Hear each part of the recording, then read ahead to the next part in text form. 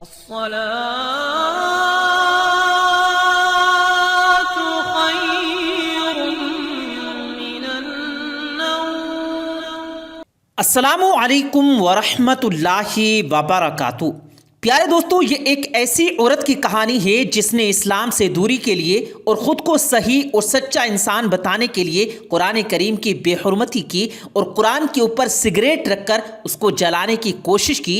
تو پھر اس کے ساتھ کیا ہوا اور کس طریقے سے اس عورت نے توبہ کی، آج کی ویڈیو میں آپ کو بتائیں گے۔ آپ اس ویڈیو کو آخر تک ضرور دیکھیں گا۔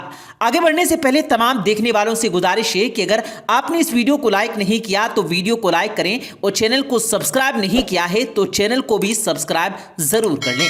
پیارے دوستو، یہ ایک ایسی عورت کی کہانی ہے جو کہ ایک ایئر ہوسٹس تھی اور اس کا زیادہ تر وقت فلائٹ پر گزرا کرتا تھا، جس کے لیے اسے باہر کے ملکوں کا سفر بھی کرنا پڑتا تھا۔ لیکن کسی فلائٹ کے دوران اسے ایک شخص پسند آ گیا اور اس شخص کو یہ عورت بھی پسند آ گئی، تو دونوں نے بہت ہی جلدی یہ فیصلہ کیا کہ ہم شادی کر لیں گے۔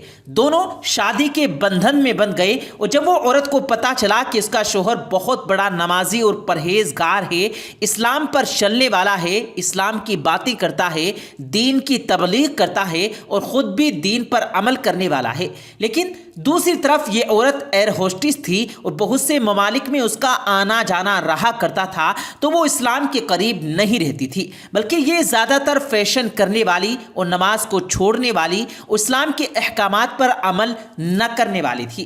اس کے شوہر نے شادی کے بعد اس عورت کو بھی دین کی تبلیغ کرنا شروع کر دی۔ ایک روز جب وہ خود فجر کی نماز پڑھنے کے لیے اٹھا کرتا تو اس کو بھی اٹھانے کی کوشش کرتا کہ تم بھی اٹھو اور اللہ کے سامنے اپنا سر جھکا لو، اسی سے مدد بھی مانگو۔ مگر یہ عورت کبھی بھی اپنے شوہر کی بات پر کان نہیں دھرتی۔ وقت یوں ہی گزرتا رہا۔ اس کا شوہر ہمیشہ اسے یہ کہتا کہ اسلام پر عمل کرو، بے شک اسلام تنگی کا نہیں بلکہ آسانی کا دین ہے۔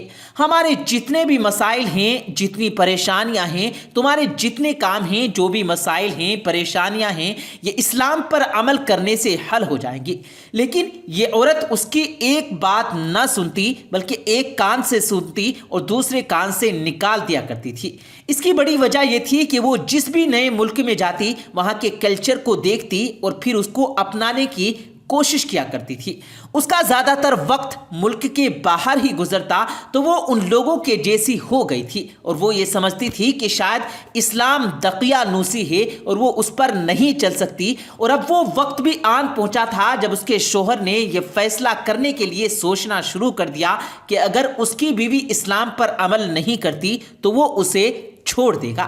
لیکن اسی دوران جب اسے یہ پتا چلا کہ اس کی بیوی حاملہ ہو چکی ہے، یعنی پریگننٹ ہے، تو وہ ایک بچے کا باپ بننے والا ہے، تو یہ انتہائی مشکل تھا۔ وہ اپنی بیوی کو چھوڑنا چاہتا تھا، لیکن اب اسے اس بچے کی خاطر وہ ایسا نہ کرنے پر مجبور ہو گیا تھا۔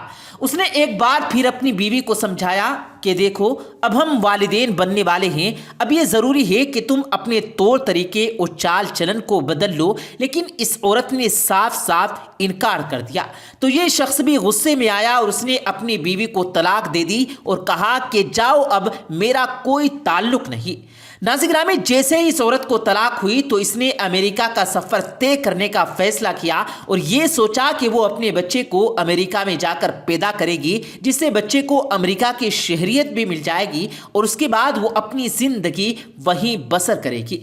اس لیے وہ امریکہ پہنچی اور کچھ ہی دن گزرے تھے کہ وہاں ایک شخص سے اس کی ملاقات ہوئی جو کہ مسلمان تھا اور وہ بھی اسلام پر عمل کرنے والا تھا۔ یہ عورت اس کو روزانہ کی بنیاد پر ملنے لگی، لیکن اس نے اپنے طور طریقے نہیں بدلے، بلکہ اب تو امریکہ جا کر اس نے شراب نوشی کا بھی آغاز کر دیا تھا۔ اس کے علاوہ سگریٹ تو وہ لبنان میں بھی پیا کرتی تھی، لیکن ابھی سگریٹ میں نشہ آور چیزیں ملا کر پینے لگی تھی، جس سے بچے کی صحت پر بھی برا اثر پڑ رہا تھا۔ لیکن جب یہ ایک اور شخص سے ملنے لگی، روز اس کے گھر آنا جانا ہونے لگا، تو دیکھا کہ وہ شخص بھی قرآن مجید سے بہت زیادہ محبت کرتا ہے، قرآن پڑھتا ہے، نماز کی پابندی کرتا ہے۔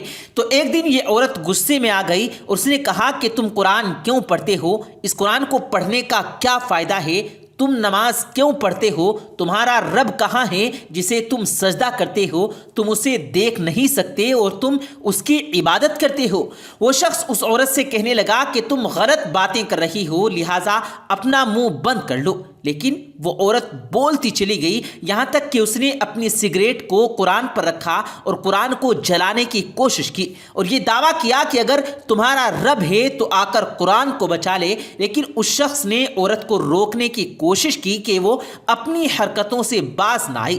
ناظرین گرامی، یہ سلسلہ تو یوں ہی چلتا رہا اور آخرکار 9 مہینے کا وہ وقت پورا ہوا تو بچے کی پیدائش کے دن اب قریب آ گئے تھے۔ یہ عورت جانتی تھی کہ اس کے یہاں ایک بیٹی پیدا ہونے والی ہے۔ جب ڈاکٹر نے آپریشن کیا تو ڈاکٹر حیران رہ گئے کہ بیٹی مردہ حالت میں یوں پیدا ہوئی کہ اس کا سر دھڑ سے الگ تھا۔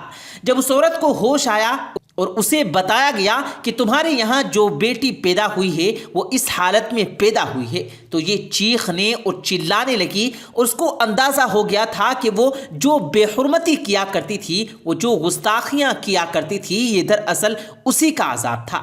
اس عورت نے فوری طور پر پیارے دوستو لبنان واپس آنے کا فیصلہ کیا اور وہ فوری طور پر اگلی فلائٹ سے لبنان واپس آئی۔ اپنے شوہر کو ڈھونڈا، جا کر اس کو ملی اور اس کو بتایا کہ میرے کیے کی سزا مجھ کو مل چکی ہے، ہماری بیٹی پر اللہ نے عذاب نازل کیا، وہ گستاخیاں، وہ بے حرمتی جو میں کیا کرتی تھی، اس کا عذاب میری اولاد پر آ چکا، بہت نادم اور شرمندہ ہوں۔